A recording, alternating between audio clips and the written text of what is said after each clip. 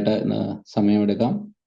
അപ്പോസ്തല പ്രവൃത്തികളാണ് നാം പഠിച്ചു വന്നുകൊണ്ടിരുന്നത്. അപ്പോസ്തല പ്രവൃത്തികൾ 3 അധ്യായങ്ങൾ കഴിഞ്ഞ ദിവസങ്ങളിൽ ചിന്തിക്കുവാനായിട്ട് കർത്താവ് നമുക്ക് സാവകാശം തന്നു. ദൈവത്തിന്റെ പരിശുദ്ധാത്മാവ് നമ്മളോട് അതിലൂടെ സംസാരിച്ചു കൊണ്ടിരിക്കുന്നതിനെ ഓർത്ത് ഞാൻ ദൈവത്തിന് നന്ദിയോടെ സ്തോത്രം ചെയ്യുന്നു. തുടർന്നും ഇന്ന് വളരെ പ്രാർത്ഥനയോടുകൂടെ നമുക്ക് ദൈവസന്നിധിയിലായിരിക്കാം. ദൈവത്തിന്റെ പരിശുദ്ധാത്മാവ് നമ്മളോട് സംസാരിക്കണം. ഇത് തിരുവചനങ്ങൾ പഠിക്കുന്നത് നമ്മുടെ ബുദ്ധിയുടെ ഒരു പ്രമാണങ്ങളായിട്ടോ അല്ലെങ്കിൽ നമുക്ക് അറിവ് വർദ്ധിപ്പിക്കുവാൻ വേണ്ടിയിട്ടല്ല. അതിലുപരിയായിട്ട് ദൈവത്തിന്റെ പരിശുദ്ധാത്മാവ് നമ്മുടെ ജീവിതങ്ങളെ മാറ്റുവാൻ, നമ്മുടെ ജീവിതത്തിൽ ഒരു ട്രാൻസ്ഫോർമേഷൻ ഉണ്ടാകേണ്ടതിന് വേണ്ടിയിട്ട് ഉതകുന്നതായിട്ട് ഈ വേദപഠനങ്ങളൊക്കെ തീരേണ്ടതിന് വേണ്ടിയിട്ട് പ്രാർത്ഥിക്കാം. അതിലെല്ലാത്തിനും ഉപരിയായിട്ട് അപ്പോസ്തല പ്രവൃത്തികൾ നാം ചിന്തിക്കുമ്പോൾ ആദ്യകാലങ്ങളിൽ ദൈവസഭയിൽ ഉണ്ടായ അപ്പോസ്തലന്മാരിലൂടെ പരിശുദ്ധാത്മാവിനാൽ നടന്ന ക്രിയകളെ കുറിച്ച് നാം പഠിക്കുമ്പോൾ ഈ അന്ത്യകാലത്തും പരിശുദ്ധാത്മാവിന്റെ വലിയ ശക്തമായ പ്രവർത്തനങ്ങൾ ഇന്ന് നമ്മുടെ നടുവിൽ നടക്കണം. അതിനു വേണ്ടിയിട്ട് ഒരു പ്രാർത്ഥനയായിട്ട് ഈ വാക്യങ്ങളൊക്കെ എടുക്കുമ്പോൾ, ഈ വാക്യങ്ങളൊക്കെ നാം ശ്രദ്ധിക്കുമ്പോൾ, പഠിക്കുമ്പോൾ ഇതൊക്കെ നമ്മുടെ പ്രാർത്ഥനയായിട്ട് മാറട്ടെ. ആദിമ നാളുകളിൽ ആദ്യ സഭകളുടെ തുടക്കങ്ങളിൽ നടന്ന അതേ സംഭവങ്ങളൊക്കെ തുടർന്നും ഈ കാലഘട്ടങ്ങളിൽ നടക്കേണ്ടതിന് വേണ്ടിയിട്ട് വളരെ പ്രാർത്ഥനയിലൂടെ നമുക്ക് ദൈവസന്നിധിയിലായിരിക്കാം. ഒരു വാക്കിൽ നമുക്ക് പ്രാർത്ഥിക്കാം. സ്വർഗ്ഗസ്ഥനായ ഞങ്ങളുടെ നല്ല പിതാവേ, ഞങ്ങൾ അങ്ങേ വാഴ്ത്തുന്നു, സ്തുതിക്കുന്നു. തുടർന്ന് ദൈവത്തിന്റെ വചനം ഞങ്ങൾ പഠിക്കുമ്പോൾ ദൈവം ഞങ്ങളെ സഹായിക്കേണ്ടതിന് വേണ്ടിയിട്ട് പ്രാർത്ഥിക്കുന്നു. ഞങ്ങളുടെ പരിശുദ്ധാത്മാവ് ഞങ്ങളോട് സംസാരിക്കേണ്ടതിന് വേണ്ടിയിട്ട് പ്രാർത്ഥിക്കുന്നു. ഇതിന്റെ മർമ്മങ്ങളെയൊക്കെ സ്വർഗ്ഗം ഞങ്ങൾക്ക് വെളിപ്പെടുത്തി നൽകേണ്ടതിന് വേണ്ടിയിട്ട് ഞങ്ങൾക്ക് പിന്നെയും ചോദിക്കുന്നു. അടിയനെ മുറ്റുമായ തിരുകരങ്ങളിലേക്ക് ഏൽപ്പിക്കുന്നു. പ്രാർത്ഥനയാചന കേട്ടിരിക്കുക. സ്തോത്രം യേശുവിൻ നാമത്തിൽ തന്നെ. ആമേൻ. Praise the lord. അപ്പോസ്തല പ്രവൃത്തികൾ 4-ാം അധ്യായത്തിന്റെ 1, 2, 3, 4 വാക്യങ്ങൾ കഴിഞ്ഞ ആഴ്ച നാം ചിന്തിച്ചു. അവിടെ പത്രോസും യോഹന്നാനും തടവിലാകുന്ന ആ ഭാഗമാണ് 1 മുതൽ 4 വരെയുള്ള വാക്യങ്ങളിൽ നാം കാണുന്നത്. ഞാനൊന്ന് വായിക്കാം.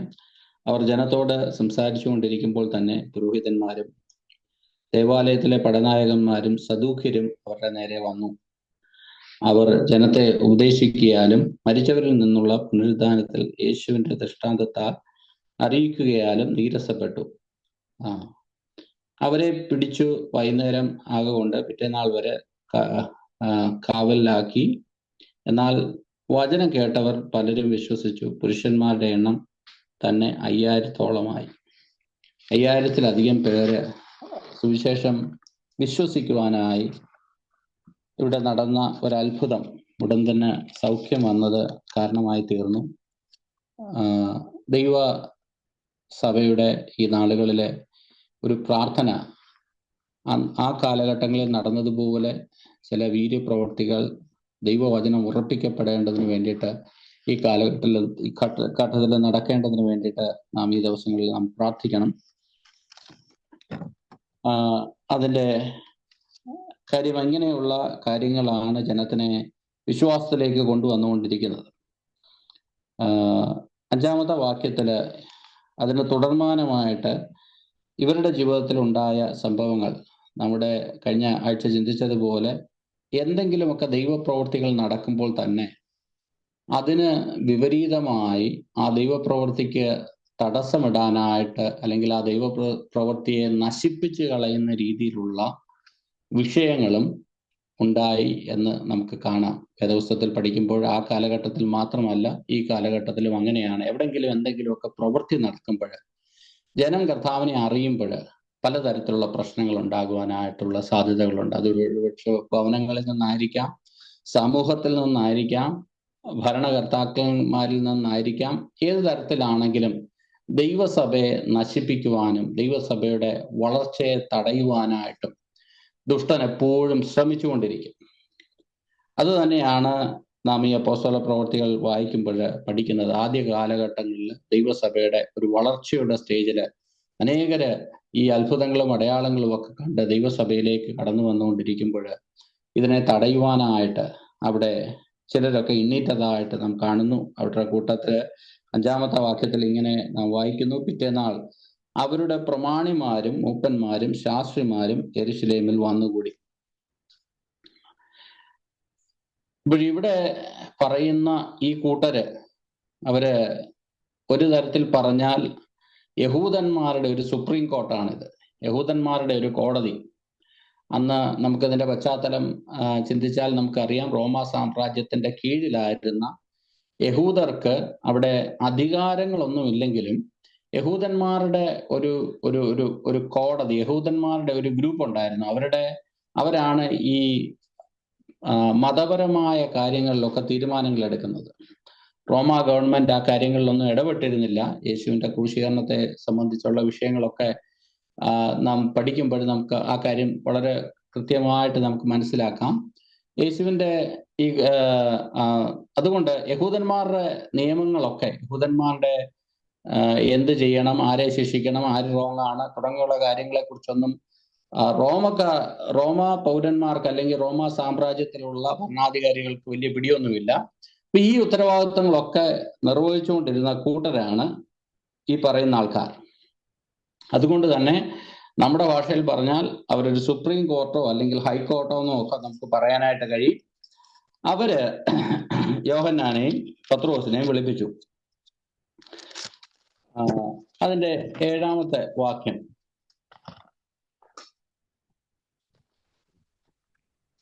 വായിക്കാം. നടുവിൽ നിർത്തി, ഏത് ശക്തി കൊണ്ടോ ഏത് നാമത്തിലോ നിങ്ങൾ ഇത് ചെയ്തു എന്ന് ചോദിച്ചു. അവരുടെ നടുവിൽ നിർത്തി. അപ്പൊ ഇവർക്ക് നേരത്തെ പറഞ്ഞതുപോലെ ഇവർക്ക് അധികാരങ്ങളുള്ളവരാണ്, ഇവർക്ക് പദവികളുള്ളവരാണ്. അവരെ യഹൂദന്മാർ അംഗീകരിച്ച് അവർക്ക് കൊടുത്തിട്ടുള്ള അധികാരവും പരിധിയൊക്കെ വെച്ചിട്ട് അവർക്ക് പല കാര്യങ്ങളും ചെയ്യാം. എന്നാൽ സാധാരണ യഹൂദരായിരുന്ന, പഠിപ്പില്ലാത്ത, മുക്കുവരായിരുന്ന, സമൂഹത്തിൽ വലിയ ഹൈ സ്റ്റാറ്റസ് ഒന്നും ഇല്ലാത്ത പത്രോസിനാലും യോഹന്നാനാലും നടന്ന അത്ഭുത പ്രവൃത്തികളൊക്കെ കണ്ടപ്പോൾ അവരോട് ചോദിച്ച ഒരു ചോദ്യമാണ്, നിങ്ങൾക്കാരാണ് ഇങ്ങനെയൊക്കെ ചെയ്യുവാനുള്ള അധികാരം, ഒരു പരിധി ചോദിച്ചാല് പെർമിഷൻ കൊടുത്തത്?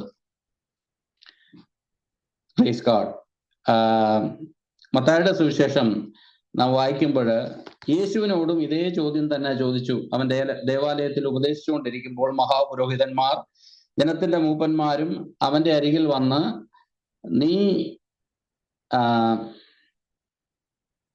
നിനക്ക് എവിടെ നിന്നാണ് ഈ അധികാരം ലഭിച്ചത് എന്ന് യേശുവിനോടും ചോദിച്ചു. കാര്യം ഇവരുടെ ഏറ്റവും വലിയ പ്രശ്നം എന്ന് പറഞ്ഞാൽ ഈ അധികാരത്തിൽ കിടന്നുള്ള ഒരു ചുറ്റിത്തിരിയലാണ് ഇവരുടെ ആൾക്കാരുടെ. കാര്യം ഇവർക്ക് മാത്രമേ അധികാരമുള്ളൂ, ഇവർ പറയുന്നതേ കാര്യങ്ങൾ നടക്കാമൂ എന്നുള്ള ഒരു ചട്ടക്കൂടിൽ നിൽക്കുന്ന ഒരു യഹൂദ വിശ്വാസത്തിൽ നിന്ന്, അല്ലെങ്കിൽ യഹൂദ ആ സർക്കംസ്റ്റാൻസസിൽ നിന്നാണ്, ആ സിറ്റുവേഷനിൽ നിന്നാണ് ഈ ശിഷ്യന്മാര് ആ കാലഘട്ടത്തിൽ ഈ അത്ഭുതങ്ങളാലും അടയാളങ്ങളാലും ഒക്കെ തിരുവചനം വളരെ ശക്തിയായിട്ട് സംസാരിച്ചുകൊണ്ടിരിക്കുന്നത്.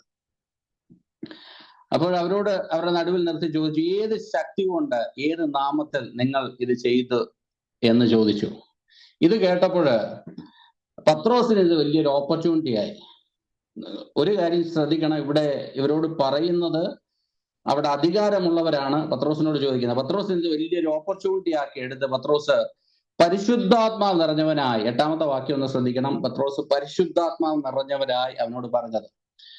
ഇതിന്റെ തുടക്കത്തിൽ തന്നെ നാം ചിന്തിച്ച ഒരു കാര്യമാണ്, പരിശുദ്ധാത്മാവിനാൽ നിറയുക എന്ന് പറയുന്നത് പരിശുദ്ധാത്മാവിനെ പ്രാപിക്കുന്ന ഒരു കാര്യമല്ല. പ്രാപിച്ചു കഴിഞ്ഞ ഒരു വ്യക്തി തൻ്റെ ഏത് സിറ്റുവേഷനിലും, തൻ്റെ ഡിഫിക്കൽട്ടായിട്ടുള്ള സിറ്റുവേഷനിലൂടെ ഒക്കെ കടന്നു പോകുമ്പോൾ അവനെ പരിശുദ്ധാത്മാവിൽ നിറച്ച് അവനെ എംപവർ ചെയ്ത് ആ സാഹചര്യത്തിനെ ഓവർകം ചെയ്യാനുള്ള ബലം, ശക്തി അവന്റെ മേൽ പകരുന്നതാണ് നാം ഇവിടെ കാണുന്നത്. അതാണ് ഇങ്ങനെയുള്ള ഒരു വല്ലാത്ത ഒരു സിറ്റുവേഷനിൽ, സാധാരണ ആൾക്കാർക്ക് പിടിച്ചു നിൽക്കുവാനായിട്ട് കഴിയാത്ത രീതിയിലുള്ള ഒരു സിറ്റുവേഷനിൽ നാം ഇന്ന് ഇന്ത്യയിലെ സാഹചര്യങ്ങളൊക്കെ ഒന്ന് നോക്കുമ്പോൾ സാധാരണ ആൾക്കാരൊക്കെ പേടിച്ചു പോകും. കാര്യം ഇവിടെ ഒരു സൈഡിൽ കോടതിയും ഭരണവും അവിടെയുള്ള ചുറ്റുപാടുമുള്ള കമ്മ്യൂണിറ്റി എല്ലാം ഈ ക്രിസ്ത്യാനിറ്റിയോടും അങ്ങനെയുള്ള ദൈവദാസന്മാരോടും ദൈവസഭകളോടും ഒക്കെ എതിരായിട്ട് നിൽക്കുമ്പോൾ ആൾക്കാരൊക്കെ ഭയന്ന് പേടിച്ച് നിൽക്കുന്ന ഒരവസ്ഥ. അങ്ങനെ ഈ ശിഷ്യന്മാരും ഇങ്ങനെ ഒരു സിറ്റുവേഷനിലൂടെ കടന്നു പോയപ്പോൾ അവിടെ 8-ാമത്തെ വാക്യത്തിൽ എഴുതിയിരിക്കുന്നു, അവർ പരിശുദ്ധാത്മാവിനാൽ നിറയുവാനായിട്ടിടയായി. ഹല്ലേലൂയ. അപ്പൊ പരിശുദ്ധാത്മാവിനെ കുറിച്ച് ഒരു വാക്ക് അവിടെ പറഞ്ഞാൽ, നമ്മുടെ ഏത് സാഹചര്യത്തിലും നമ്മളെ ബലപ്പെടുത്തുന്ന, ശക്തീകരിക്കുന്ന ഒന്നാണ് പരിശുദ്ധാത്മാവ്. നാം ഈ ഭാഗത്തിലൊക്കെ പല പ്രാവശ്യം പറഞ്ഞ ഒരു കാര്യമാണ്, നമ്മുടെയൊക്കെ ജീവിതത്തിൽ ഏതെങ്കിലും ഒരു ഡിഫിക്കൽട്ട് സിറ്റുവേഷനിലോട്ട് വരുമ്പോൾ ദൈവസന്നിധിയിൽ ഇരുന്ന് ഈ പരിശുദ്ധാത്മാവിനാൽ ഞാനൊന്ന് നിറയുമ്പോൾ എൻ്റെ അകത്തെ ഭയം മാറും. പരിശുദ്ധാത്മാവിനാൽ നിറഞ്ഞു കഴിയുമ്പോൾ എൻ്റെ ബോൾഡ്നെസ് എനിക്കുണ്ടാകും എന്നുള്ള ഒരു ബോധ്യത്തോടെ തിരുസന്നിധിയോട് നാം എത്ര പേര് അടുത്ത് വരുന്നു എന്നുള്ള ഒരു ചോദ്യം ഞാൻ നിങ്ങളുടെ മുമ്പിൽ വെക്കട്ടെ. പലപ്പോഴും പരിശുദ്ധാത്മാവ് എന്ന് പറയുന്നത് ദൈവസഭകളിൽ മാത്രം ഒതുങ്ങി, അല്ലെങ്കിൽ ആരാധനയിൽ കുറച്ച് അന്യഭാഷ പറഞ്ഞ് ദൈവത്തെ ആരാധിക്കുന്നതിൽ മാത്രം നാം ഒതുക്കുന്ന ഒരു സാഹചര്യത്തിൽ നിന്ന് മാറി എൻ്റെ ഏത് സാഹചര്യത്തിലും എന്നെ ബലപ്പെടുത്തുന്ന, ശക്തീകരിക്കുന്ന ഒരു പരിശുദ്ധാത്മാവ്, എൻ്റെ കൂടെ വരുന്ന ഒരു പരിശുദ്ധാത്മാവ് ഉണ്ട് എന്നുള്ളൊരു ബോധ്യം നമ്മുടെയൊക്കെ ജീവിതത്തെ ഒന്ന് ഭരിക്കട്ടെ. ഈ കാലഘട്ടത്തിൽ പരിശുദ്ധാത്മാവിന് മാത്രമേ നമ്മളെ ബലപ്പെടുത്തുവാനായിട്ട് കഴിയത്തുള്ളൂ.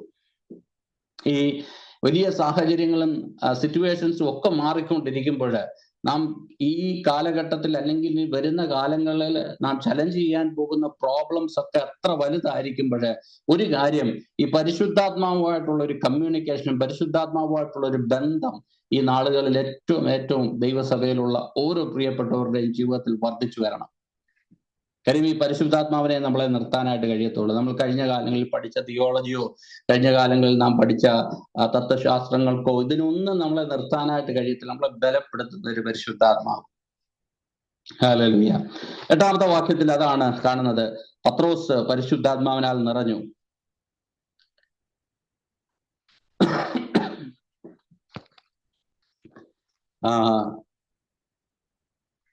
അപ്പോൾ ഇത് പല പ്രാവശ്യവും ഈ വേദപുസ്തകത്തിൽ അപ്പോസ്തല പ്രവൃത്തികളിൽ നമുക്ക് ഈ ഒരു പദം പരിശുദ്ധാത്മാവിനാൽ നിറയുക എന്ന് എഴുതിയിരിക്കുന്നതായിട്ട് കാണാൻ സാധിക്കും.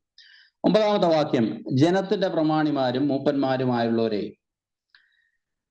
ഈ ബലഹീന മനുഷ്യന് ഉണ്ടായ ഉപകാര നിമിത്തം ഇവൻ എന്തോന്നിനാൽ സൗഖ്യമായി എന്ന് ഞങ്ങളെ ഇന്ന് വിസ്തരിക്കുന്നുവെങ്കിൽ നിങ്ങൾ ക്രൂശിച്ചവനും ദൈവം മരിച്ചവരിൽ നിന്ന് ഉയർപ്പിച്ചവനുമായ നസ്രയനായ യേശു ക്രിസ്തുവിന്റെ നാമത്തിൽ തന്നെ ഇവൻ സൗഖ്യമുള്ളവനായി നിങ്ങളുടെ മുമ്പിൽ നിൽക്കുന്നു എന്ന് നിങ്ങൾ എല്ലാവരും ഇസ്രായേൽ ജനമൊക്കെയും അറിഞ്ഞുകൊള്ളുവിൻ. പത്രോസ് വളരെ പരിശുദ്ധാത്മാവിനാൽ നിറഞ്ഞ് പത്രോസ് വളരെ ബോൾഡായിട്ട് പറയുകയാണ്, നിങ്ങൾ ക്രൂശിച്ചവൻ. പറയാനുള്ള കാരണമുണ്ട്. ഈ യഹൂദ ജനമാണ്, അല്ലെങ്കിൽ യഹൂദ ജനമല്ല, ഇവരുടെ ഈ കോടതിയാണ് യേശുവിനെ ക്രൂശിക്കുക എന്ന് വിളിച്ച് യേശുവിനെ ക്രൂശിക്കുവാൻ വേണ്ടിയിട്ട് പീലാത്തോസിന്റെ കയ്യിൽ ഏൽപ്പിച്ചു കൊടുത്ത. അപ്പൊ അവിടെ പത്രോസ് വളരെ സ്നേഹമായിട്ടൊന്നും അല്ല അഡ്രസ് ചെയ്യുന്നത്, നിങ്ങൾ ക്രൂശിച്ച ആ യേശുവിന്റെ നാമത്തിലാണ് ഞങ്ങൾ പ്രസംഗിക്കുന്നത്.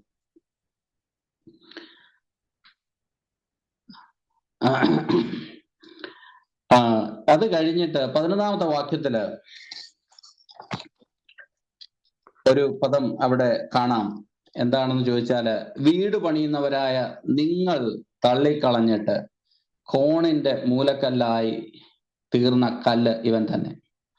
ഇവിടെ യേശു മൂലക്കല്ല് എന്നുള്ള ഒരു ഫ്രേസ് പഴയ നിയമത്തിൽ നിന്ന് പത്രോസ് കോട്ട് ചെയ്ത് പറയുന്നു, നിങ്ങൾ തള്ളിക്കളഞ്ഞ കല്ല് മൂലക്കല്ലായി. 1-2 വാക്യങ്ങൾ അതിനോട് ചേർന്നൊന്ന് വായിച്ച് ആ ഒരു ഭാഗം ചിന്തിക്കുവാനായിട്ട് ആഗ്രഹിക്കുന്നു. സങ്കീർത്തനം, അതിന്റെ 118-ാം സങ്കീർത്തനം 19 മുതൽ 23 വരെയുള്ള വാക്യങ്ങൾ. ഞാൻ ഭൂമിയിൽ പരദേശിയാകുന്നു, നിന്റെ കൽപ്പനകളെ എനിക്ക് മറച്ചു വെക്കരുതേ. നിന്റെ വിധികൾക്കായുള്ള നിത്യവാഞ്ച കൊണ്ട് എന്റെ മനസ്സ് തകർന്നിരിക്കുന്നു. നിന്റെ കൽപ്പനകളെ വിട്ടു നടക്കുന്നവരായി ശപിക്കപ്പെട്ട അഹങ്കാരികളെ നീ ഭത്സിക്കുന്നു. നിന്നയും അപമാനവും എന്നോട് അകറ്റണമേ. ഞാൻ നിന്റെ സാക്ഷ്യങ്ങളെ പ്രമാണിക്കുന്നു. പ്രഭുക്കന്മാരും ഇരുന്ന് എനിക്ക് വിരോധമായി സംഭാഷിക്കുന്നു, എങ്കിലും അടിയൻ നിന്റെ ചട്ടങ്ങളെ ധ്യാനിക്കും. 118-ന്റെ 19 മുതൽ 23 വരെയാണ് വായിച്ചത്. നീതിയുടെ വാതിലുകൾ എനിക്ക് തുറന്നു തരുവീൻ, ഞാൻ അവയിൽ കൂടി കടന്ന് യഹോവയ്ക്ക് സ്തോത്രം ചെയ്യും. യഹോവയുടെ വാതിൽ ഇത് തന്നെ, നീതിമാന്മാർ അതിൽ കൂടി കടക്കും.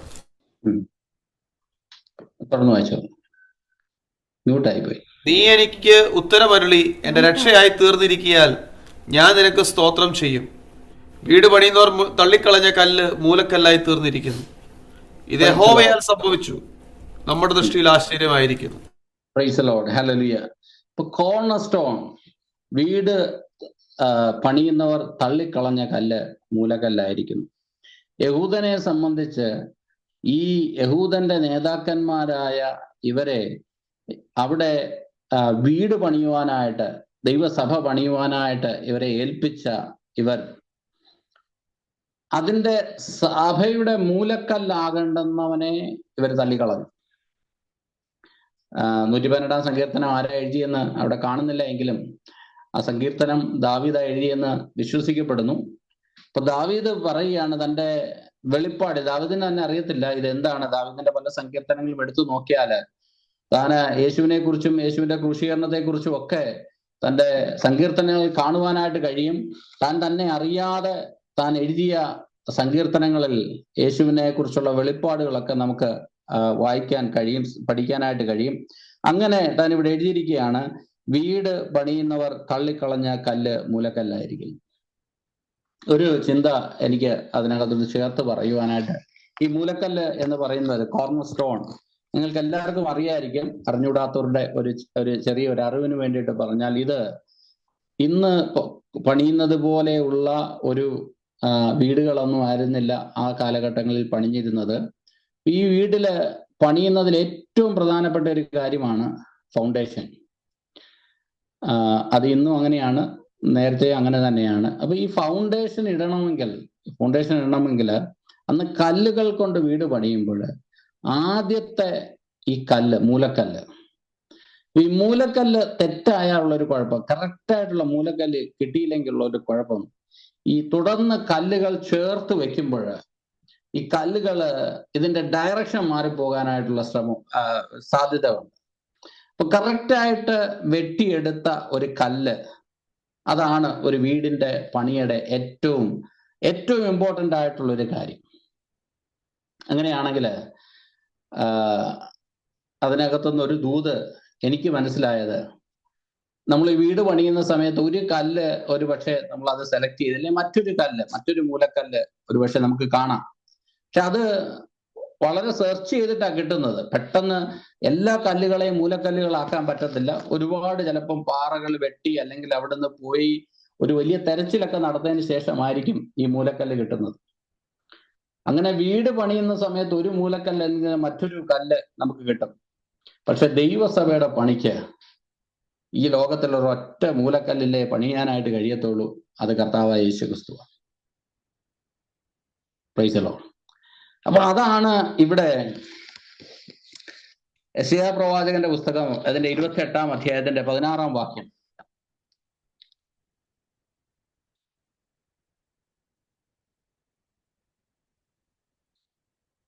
അതുകൊണ്ട് യഹോവയായ കർത്താവ് ഇപ്രകാരം അരുളിച്ചെയ്യുന്നു, ഇതാ ഞാൻ സിയോനിൽ ഉറപ്പുള്ള അടിസ്ഥാനമായിട്ട് ശോധന ചെയ്ത കല്ലും വിലയേറിയ മൂലക്കല്ലുമായി ഒരു അടിസ്ഥാന കല്ലിട്ടിരിക്കുന്നു, വിശ്വസിക്കുന്നവൻ ഓടിപ്പോകുകയില്ല. പ്രൈസ് ദി ലോർഡ്, ഹല്ലേലൂയ. അതിന്റെ ഇംഗ്ലീഷിൽ എഴുതിയിരിക്കുമ്പോൾ ഇങ്ങനെ എഴുതിയിരിക്കുന്നു, therefore say the Lord God, behold, I am laying in Zion a stone, a tested stone, a costly cornerstone for the foundation. അപ്പൊ ഇവിടെ ആരാ ഇട്ടേക്കുന്നതെന്ന് ചോദിച്ചു കഴിഞ്ഞാൽ പിതാവാം ദൈവമാണ്. പിതാവാം ദൈവം ഒന്നിനെ കുറിച്ച് കോസ്റ്റ്ലിയാന്ന് പറഞ്ഞാൽ, ഹല്ലേലൂയ, അവിടുത്തെ ആ പദം ശ്രദ്ധിച്ചു കഴിഞ്ഞാൽ എ കോസ്റ്റ്ലി കോർണർസ്റ്റോൺ. സകലത്തെയും ഉണ്ടാക്കിയ ദൈവം ഒന്നിനെ കോസ്റ്റ്ലി ആയിട്ട് കണ്ടിട്ടുണ്ടെങ്കിൽ, നമ്മൾ മലയാളത്തിൽ വായിച്ചതുപോലെ വിലയേറിയതായി കണ്ടെങ്കിൽ അത് പുത്രനാണ്. അപ്പൊ ഈ കോർണർ സ്റ്റോണിൽ മാത്രമേ ആ സഭ പണിയുവാനായിട്ട് കഴിയത്തുള്ളൂ. യഹൂദൻ വിശ്വസിക്കുന്നു മശിയ തിരിച്ചു വരുമെന്നുള്ളത്. പക്ഷെ ഇവർക്ക് യേശു തിരിച്ചു വന്നപ്പോൾ, രക്ഷകൻ തിരിച്ചു വന്നപ്പോൾ ഇവർക്ക് യേശുവിനെ ഐഡന്റിഫൈ ചെയ്യുവാനായിട്ട് കഴിഞ്ഞില്ല, റെക്കഗ്നൈസ് ചെയ്യുവാനായിട്ട് കഴിഞ്ഞില്ല. അതുകൊണ്ട് അവർ യേശുവിനെ തള്ളിക്കളഞ്ഞു. അവരുടെ മതപരമായ ആ നിയമങ്ങളുടെ അടിസ്ഥാനങ്ങളിൽ യഹൂദ മതം പണിയപ്പെട്ടു. എന്നാൽ യേശുവിൽ പണിയുന്ന, അല്ലെങ്കിൽ യേശുവിന്റെ ആ വെളിപ്പാടിൽ പണിയുന്ന സഭകൾ മാത്രമേ, ഞാൻ നേരത്തെ പറഞ്ഞതുപോലെ ഈ യേശു എന്ന് പറയുന്ന കോർണർസ്റ്റോണിൽ പണിഞ്ഞെങ്കിൽ മാത്രമേ ദൈവസഭ ദൈവം ആഗ്രഹിക്കുന്ന ഒരു സ്പെസിഫിക്കേഷനിലോട്ട് മാറത്തുള്ളൂ. ഹല്ലേലൂയ. അപ്പൊ ഈ യേശു ക്രിസ്തുവിലല്ലാതെ പണിയപ്പെടുന്നത് ഒന്നും അത് ലെവലായിട്ട് പോകത്തില്ല. നേരത്തെ പറഞ്ഞത് ഈ വീട് ലെവലായിട്ട് നിൽക്കണമെങ്കിൽ കോർണർ സ്റ്റോണ് ഒരു വളരെ ഇമ്പോർട്ടന്റ് ആയിട്ടുള്ള ഒരു കാര്യമാണ്. ഇപ്പൊ കോർണർ സ്റ്റോൺ റോങ് ആണെങ്കിൽ അതിന്റെ ഒരുപക്ഷെ വാതിലടയത്തില്ല, അല്ലെ ജനലടയത്തില്ല, അങ്ങനെയുള്ള പല പല പ്രശ്നങ്ങളും ഉണ്ടാകും. ഇതിനകത്തൊക്കെ സിവിൽ എഞ്ചിനീയേഴ്സ് ഒക്കെ ഉണ്ട്, അവർക്ക് കുറച്ചുകൂടെ കാര്യങ്ങളൊക്കെ എന്നെക്കാൾ അറിയാം. എന്നാലും ഈ കോർണർ സ്റ്റോൺ കറക്റ്റ് ആയെങ്കിലേ നടക്കത്തുള്ളൂ. ഞാനപ്പോൾ അതിനകത്ത് നിന്ന് ഒരു ദൂത് പറഞ്ഞാൽ, പലപ്പോഴും ക്രിസ്തുവിൽ ഫോക്കസ് അല്ലാത്ത രീതിയിൽ ദൈവസഭകൾ പണിയപ്പെടുന്നത് കൊണ്ടാണ് ഇത് എവിടെങ്കിലും ഒക്കെ വരുമ്പോൾ വളഞ്ഞും തിരിഞ്ഞും പോകുന്നത്. ഹല്ലേലൂയ. അപ്പൊ വിടുതലിന്റെ ഫോക്കസിലാണ് പണിയുന്നതെങ്കിൽ ഒരു സ്റ്റേജ് വരെ ഇത് പൊങ്ങത്തുള്ളൂ, അതിനങ്ങേപ്പുറത്ത് ഇത് പൊങ്ങാൻ പറ്റത്തില്ല. നമ്മൾ മെറ്റീരിയൽ ബ്ലെസ്സിങ്ങിന്റെ ഫോക്കസിലാണ് ഇത് പണിയപ്പെടുന്നതെങ്കിൽ ഒരു സ്റ്റേജിനപ്പുറത്ത് പൊങ്ങത്തില്ല. കാര്യം ഇത് കർത്താവിന്റെ സ്റ്റാൻഡേർഡിലാണ് പണിയുന്നത്. ഹല്ലേലൂയ. അതുകൊണ്ട് ഈ സെരൂബാബേലിനോട് പറഞ്ഞു, സെരൂബാബേലെ നിന്റെ കയ്യിലുള്ള തൂക്കുകട്ട കണ്ട് ഞാൻ സന്തോഷിക്കുന്നു. കാര്യം എന്താണെന്ന് ചോദിച്ചാൽ, ആ റിയൽ കോർണർ സ്റ്റോണിൽ പണിഞ്ഞെങ്കിൽ മാത്രമേ തൂക്കുകട്ട വെച്ച് നോക്കുമ്പോൾ അത് ലെവലായിരിക്കത്തുള്ളൂ. അപ്പൊ ക്രിസ്തുവിൽ നിന്ന് ഫോക്കസ് പോയി പണിയുന്ന സഭകളെല്ലാം പ്രശ്നമാണ്. ഹല്ലേലൂയ. ഇപ്പൊ നമുക്ക് നോക്കിക്കഴിഞ്ഞാല് ഇവിടെ വരുമ്പോഴാണ് നമ്മുടെ എല്ലാ മതങ്ങളുമായിട്ട് നമുക്ക് പ്രശ്നമായി മാറുന്നത്, എല്ലാ സംഘടനകളുമായിട്ടും വരുന്ന ഈ പ്രശ്നമായി മാറുന്നത് ഈ കോർണർ സ്റ്റോറിന്റെ കാര്യം വരുമ്പോഴാണ്. ഒന്നുകൂടെ കുറച്ചുകൂടെ ആ ഒരു വാക്യത്തിൽ നമുക്ക് കുറച്ചുകൂടെ ഒന്ന് ചിന്തിക്കാം. എഫേസ്യ ലേഖനം 2-ാം അധ്യായത്തിന്റെ 17 മുതലുള്ള 22 വരെയുള്ള വാക്യങ്ങളോടൊന്ന് ചിന്തിക്കാം.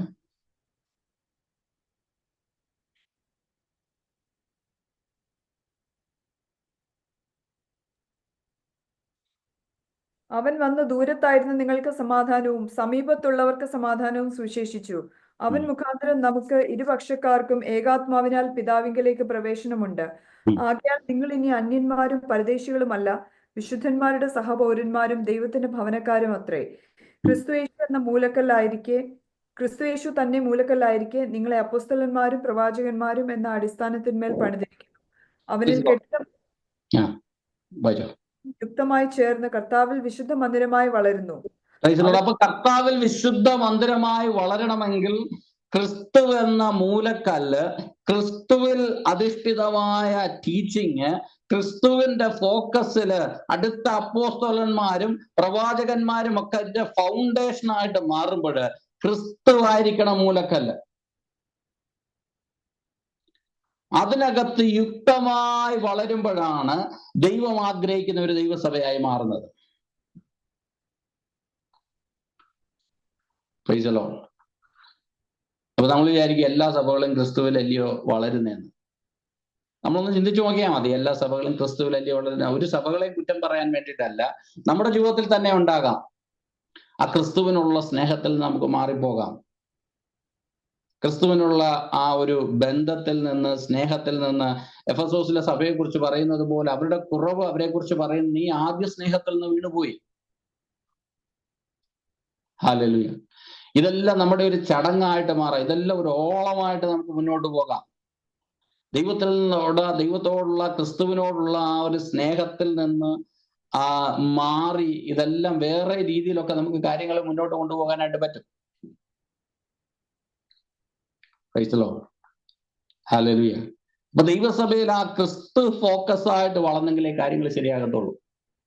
അല്ലെങ്കിൽ പിന്നെ എല്ലാത്തിനും പരാതിയായി മാറും.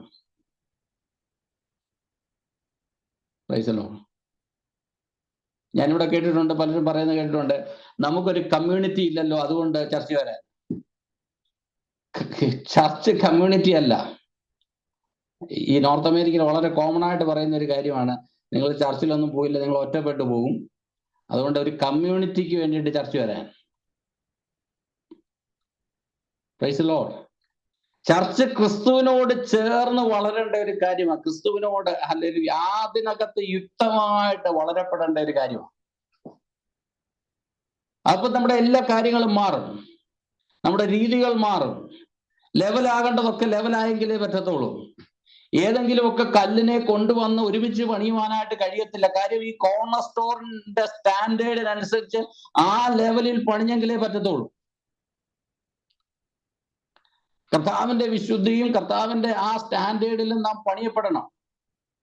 അതിന്റെ അർത്ഥം നമ്മളെല്ലാം വിശുദ്ധരായെന്നല്ല, വിശുദ്ധരുടെ കൂട്ടമാണെന്നല്ല. അതിനകത്ത് കറക്ഷൻ നടക്കും. ഹല്ലേലൂയ. ഈ കാലഘട്ടത്തിൽ എന്തെങ്കിലുമൊക്കെ കറക്ഷനൊക്കെ വന്നു കഴിഞ്ഞാൽ ആൾക്കാരൊക്കെ പെട്ടെന്ന് ഒഫൻഡഡ് ആകുന്ന ഒരു കാലഘട്ടം, ഒരു കമ്മ്യൂണിറ്റിയിലാണ് നാം ആയിരിക്കുന്നത്. പക്ഷെ ഒരു കാര്യം മറക്കരുത്, ഈ ക്രിസ്തു എന്ന കോർണർ സ്റ്റോണിൽ പണിയപ്പെടുന്ന കല്ലുകളെല്ലാം ഈ കോർണർ സ്റ്റോൺ അനുസരിച്ച് ആ മാറ്റങ്ങൾ വരുത്തിയെങ്കിൽ ഇതിനോട് ചേർന്നിരിക്കാനായിട്ട് പറ്റത്തുള്ളൂ. എല്ലാവരുടെയും ജീവിതത്തിൽ അത് ആപ്ലിക്കബിൾ ആയിട്ടുള്ള ഒരു കാര്യമാണ്. പത്രോസിന്റെ ലേഖനത്തിൽ പത്രോസ് പറയുന്നത്, പത്രോസിന്റെ ലേഖനം 2-ാം അധ്യായത്തിന്റെ 6-7 വാക്യങ്ങളില് അല്ലെങ്കിൽ പറഞ്ഞു, ഞാൻ ശ്രേഷ്ഠവും മാന്യവുമായ ഒരു മൂലക്കല്ല് സിയോനിലിടുന്നു, അവനിൽ വിശ്വസിക്കുന്നവർ ലജ്ജിച്ചു പോകുകയില്ല. വിശ്വസിക്കുന്ന നിങ്ങൾക്ക് മാന്യതയുണ്ട്, വിശ്വസിക്കാത്തവർക്കോ വീട് പണിയുന്നവർ തള്ളിക്കളഞ്ഞ കല്ല് ഇടർച്ചക്കല്ലും തടങ്ങൽ പാറയുമായിരിക്കും. ഹല്ലേലൂയ. അപ്പൊ യഹൂദനെ സംബന്ധിച്ച് അവര് തള്ളിക്കളഞ്ഞ ഈ കല്ല് അവന് ആ ഒരു ഓപ്പർച്യൂണിറ്റി നഷ്ടപ്പെട്ടെന്ന് മാത്രമല്ല, ആ കല്ല് അവന്റെ ജീവിതത്തിൽ എന്നും ഒരു ഇടർച്ചക്കല്ലായിട്ട് മാറുവാനായിട്ടിടയായി.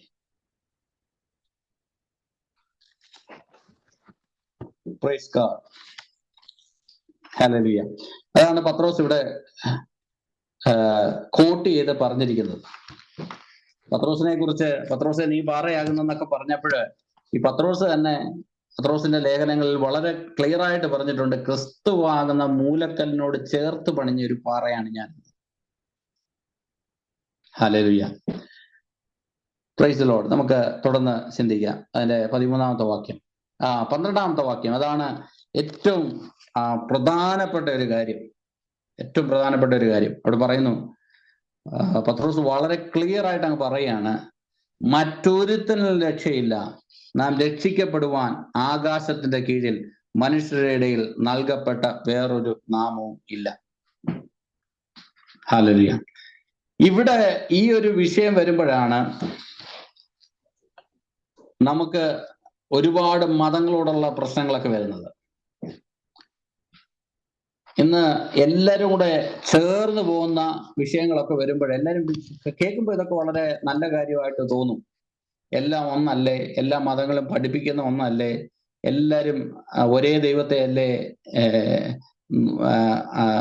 സീക്ക് ചെയ്യുന്നത് എന്നൊക്കെയുള്ള ഒരുപാട് ഇസങ്ങളൊക്കെ നമ്മൾ കേൾക്കാറുണ്ട്.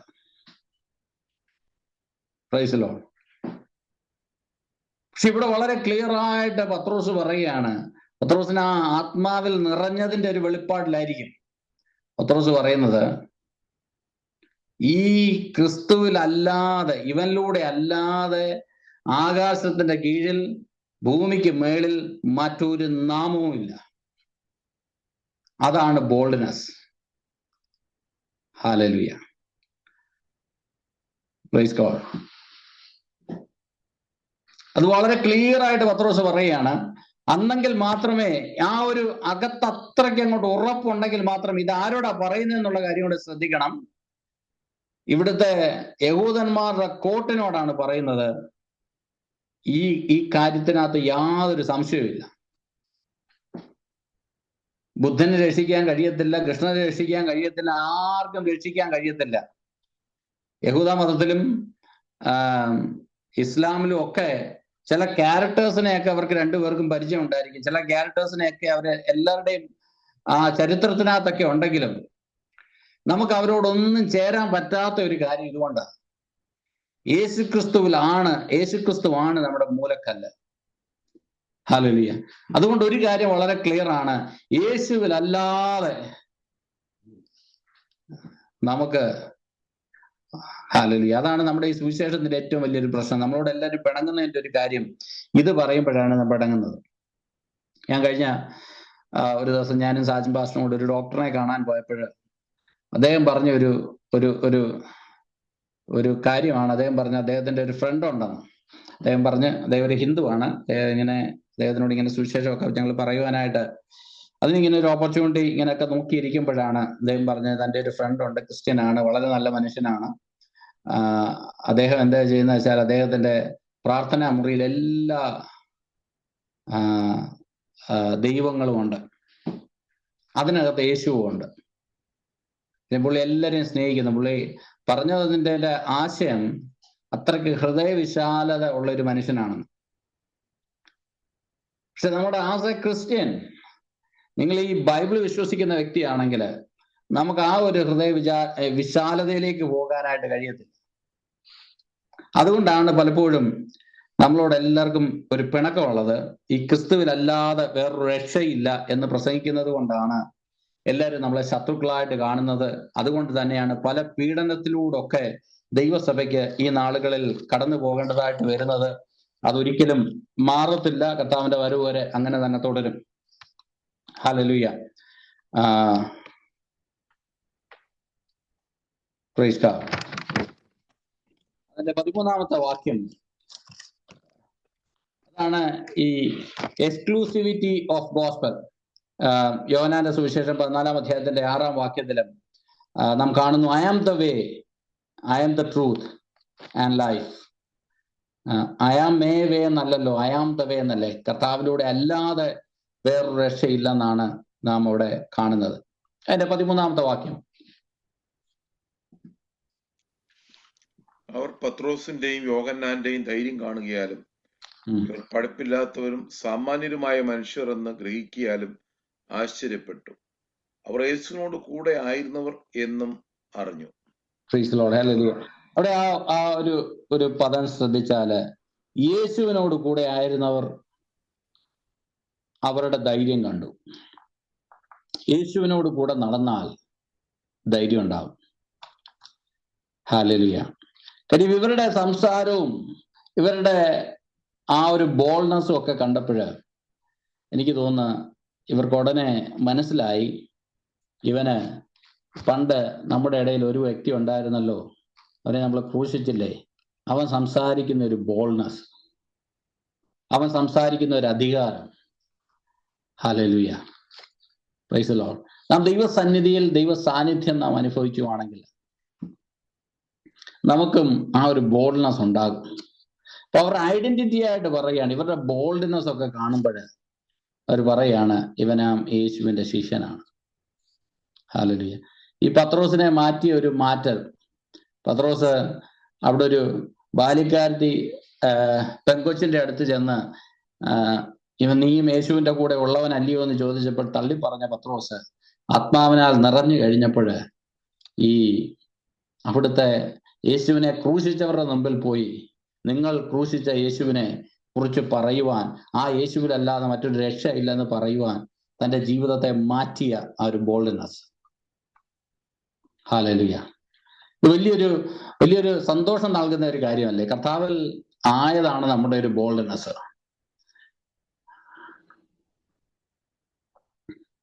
അതിന്റെ 14ാമത്തെ വാക്യത്തില് മറ്റൊരു കാര്യം കൂടെ ശ്രദ്ധിക്കേണ്ട ഒരു കാര്യം, സൗഖ്യം പ്രാപിച്ച മനുഷ്യൻ അവനോടുകൂടെ നിൽക്കുന്നത് കണ്ടതുകൊണ്ട് അവർക്ക് എതിര് പറയുവാൻ വകയില്ലായിരുന്നു. ഹല്ലേലൂയ. അത് ഏറ്റവും വലിയൊരു പ്രാർത്ഥന. കർത്താവ് എന്തെങ്കിലുമൊക്കെ ചെയ്യണം, എന്തെങ്കിലുമൊക്കെ നമ്മുടെ ഇടയിൽ നടക്കണം. അങ്ങനെയാണെങ്കിൽ മറ്റുള്ളവർ എതിര് പറയാൻ വകയില്ലാത്ത രീതിയിൽ ചില കാര്യങ്ങളൊക്കെ ദൈവത്തിന്റെ ആത്മാവ് തന്നെ നമ്മുടെ ഇടയിൽ ചെയ്യണം. Praise God. മാനുഷികമായിട്ടുള്ള നമ്മുടെ ഈ പരിപാടികൾ കൊണ്ടൊക്കെ അതിനൊക്കെ ലിമിറ്റേഷൻസ് ഉണ്ട്. നമുക്കത് നടത്താം, കൺവെൻഷൻ നടത്താം, അത് നടത്താം, ഇത് നടത്താം, ഇതൊക്കെ നമുക്ക് ചെയ്യാം. പക്ഷെ കർത്താവ് എന്തെങ്കിലുമൊക്കെ ചെയ്തില്ലെങ്കിൽ ഒന്നും നടക്കത്തില്ല. ആൾക്കാർക്കൊക്കെ ചലഞ്ച് ചെയ്യാനായിട്ട് പറ്റും. പക്ഷെ ദൈവം എന്തെങ്കിലും ചെയ്താൽ അവിടെ ഒരു മനുഷ്യനും എതിര് പറയുവാനായിട്ട് കഴിയത്തില്ല. ഹല്ലേലൂയ. നമ്മുടെ പ്രാർത്ഥനയാണ് കർത്താവ് എന്തെങ്കിലും നമ്മുടെ ഇടയിൽ ചെയ്യണം. നമ്മളായിരിക്കുന്നത്, നിങ്ങൾ പല സ്ഥലങ്ങളിലായിരിക്കുന്നല്ലോ. ഹല്ലേലൂയ. ഇവിടെ ഇന്ത്യയിലുള്ള പ്രിയപ്പെട്ടവരുണ്ട്, അങ്ങനെ പല സ്ഥലങ്ങളിൽ നിന്ന് ജോയിൻ ചെയ്ത പ്രിയപ്പെട്ടവരുണ്ടല്ലോ. നമ്മുടെ പ്രാർത്ഥന ഇതായിട്ട് മാറട്ടെ, കർത്താവ് എന്തെങ്കിലും എൻ്റെ ദേശത്തൊന്ന് ചെയ്യണം. മറ്റുള്ളവർക്ക് എതിര് പറയുവാൻ വകയില്ലാത്ത രീതിയിൽ എൻ്റെ ദേശത്ത് കർത്താവ് എന്തെങ്കിലുമൊക്കെ ചെയ്യണം.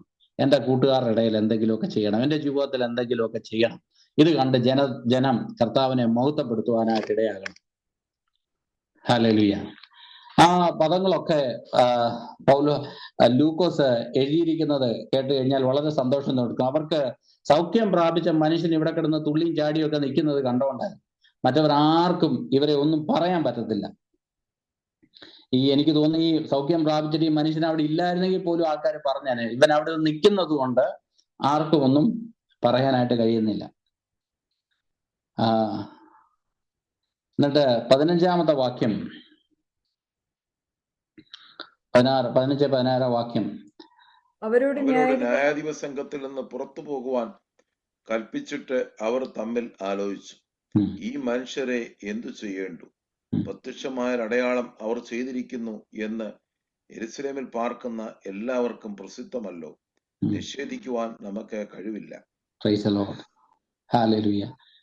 തുടർന്ന് വായിച്ചത്.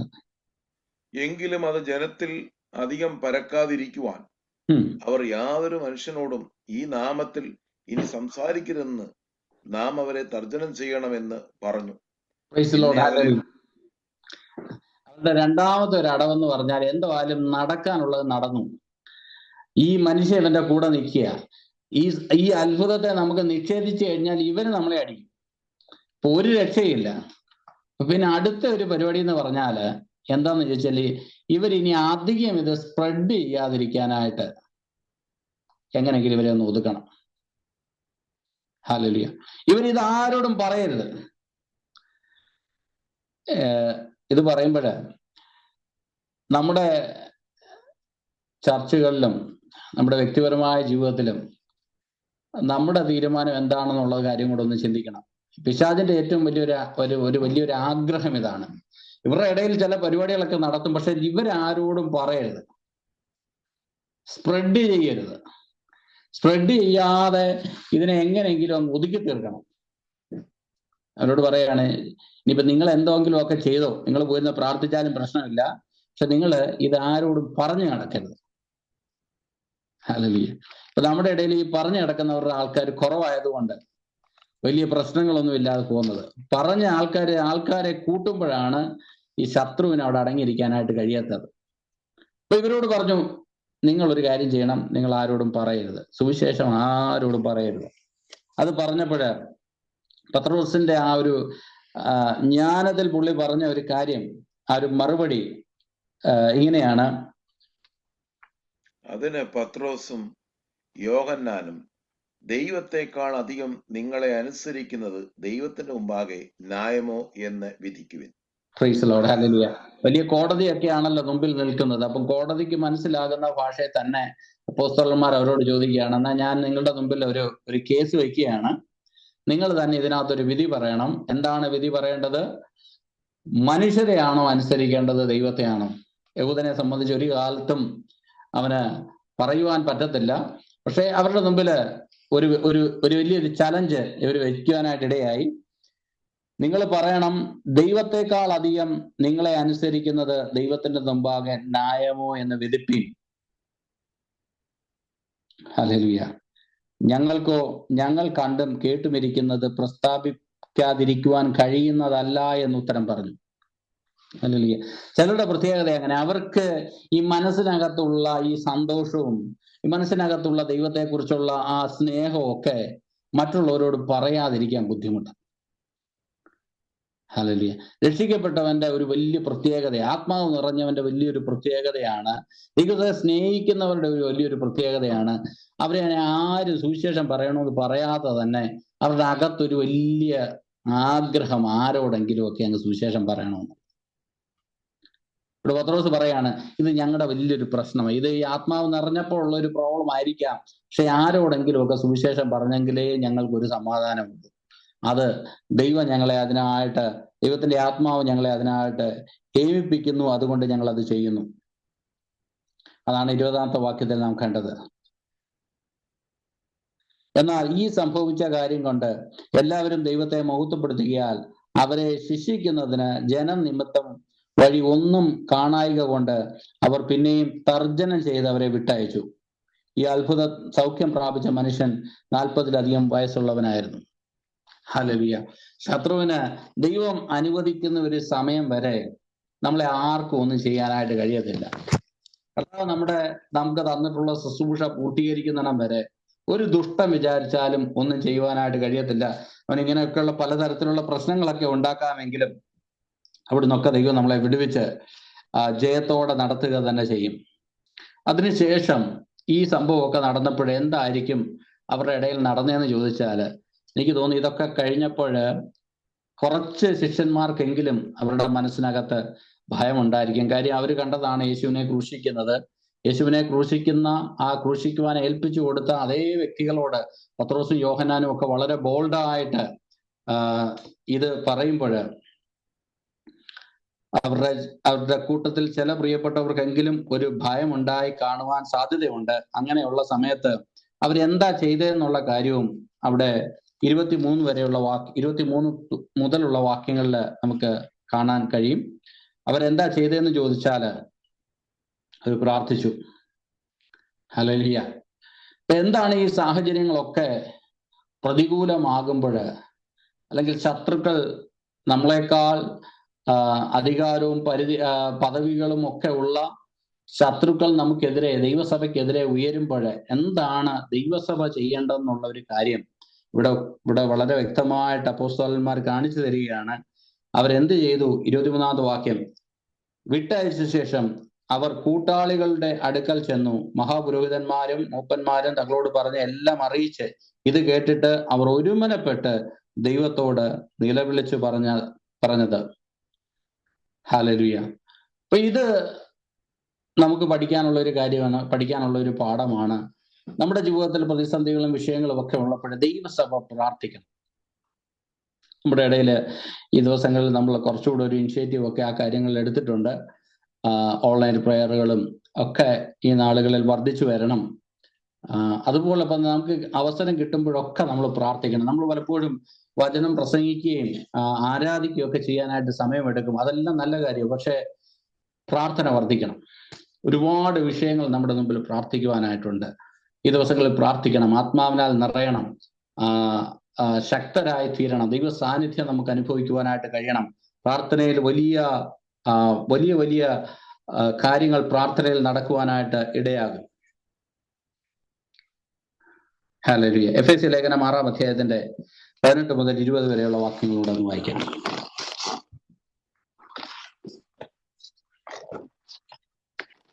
ലേഖനം 6-ാം അധ്യായത്തിന്റെ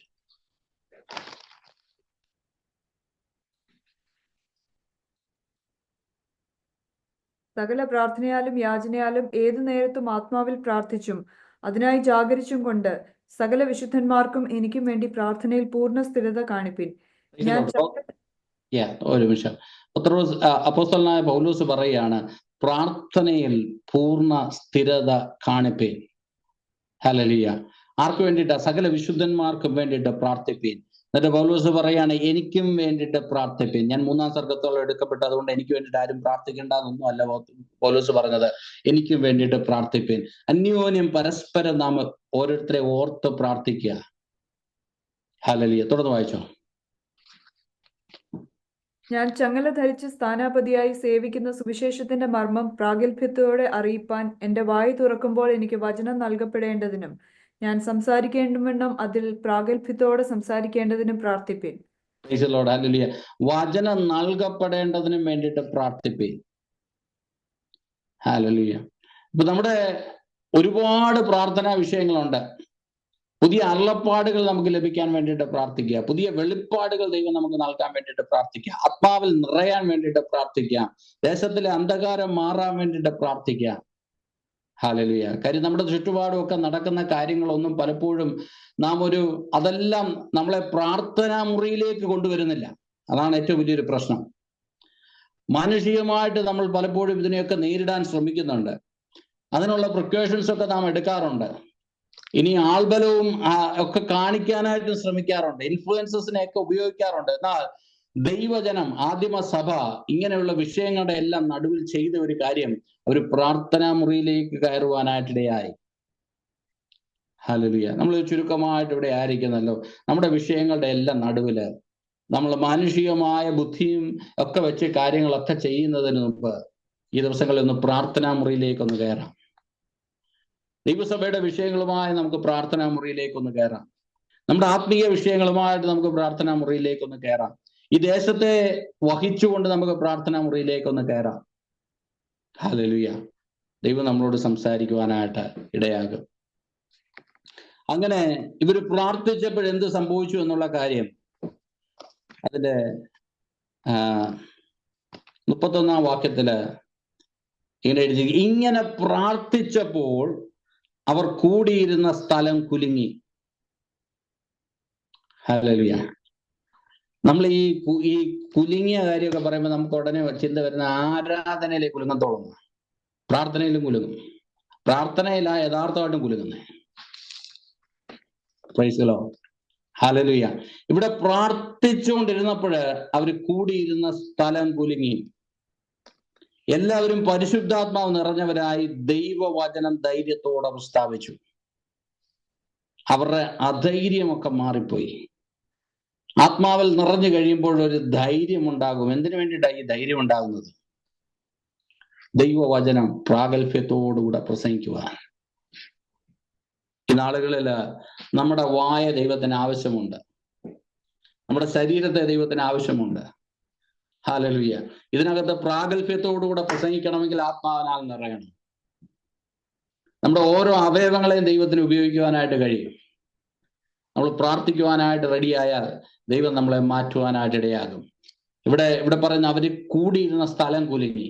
ഞാൻ പൂർണ്ണമായിട്ട് വിശ്വസിക്കുന്നത് നമ്മൾ പ്രാർത്ഥിക്കുമ്പോൾ നമ്മുടെ ദേശം കുലുങ്ങുവാനായിട്ട് ഇടയാകും. ദേശത്തിന്റെ അടിസ്ഥാനങ്ങൾ കുലുങ്ങുവാനായിട്ട് ഇടയാകും. ദേശത്തിലെ അന്ധകാരങ്ങൾ മാറുവാനായിട്ട് ഇടയാകും. ഹല്ലേലൂയ.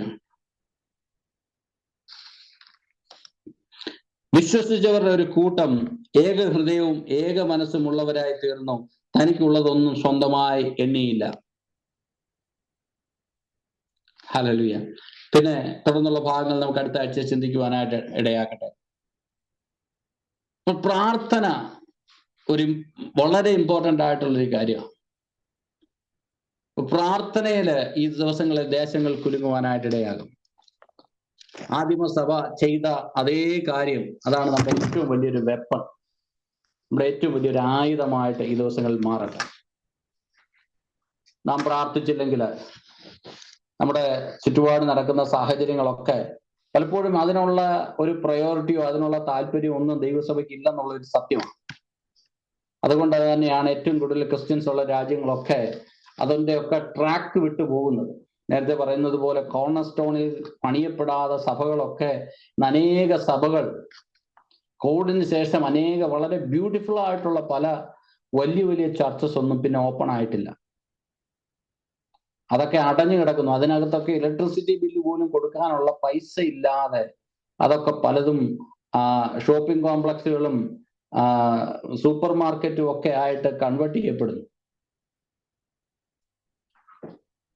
പ്രാർത്ഥിക്കുന്ന ഒരു ജനം ഈ നാളുകൾ ഉണരട്ടെ.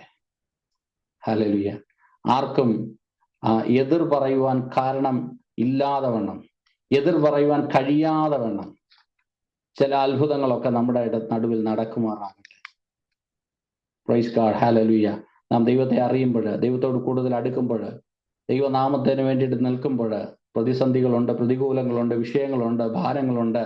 എന്നാൽ നമ്മളെ ശക്തീകരിക്കുന്ന ഒരു പരിശുദ്ധാത്മാവ് ആദിമസഭയിൽ ചെയ്തതുപോലെ ഓരോ സാഹചര്യങ്ങളിലും നമ്മളെ ആത്മാവിലാൽ നിറച്ച് ബോൾഡാക്കി നമ്മളിലൂടെ ദൈവം ആഗ്രഹിക്കുന്ന ശുശ്രൂഷകളെ ചെയ്തെടുക്കുന്ന ഒരു പരിശുദ്ധാത്മാവ്. ആ പരിശുദ്ധാത്മാവ് ഇന്നും ഇന്നലെയും എന്നേക്കും നമ്മളെ നടത്തുവാൻ അവൻ ശക്തനായ ദൈവമാണ്. നമുക്ക് അടയാളടയ്ക്കാൻ പ്രാർത്ഥിക്കാം.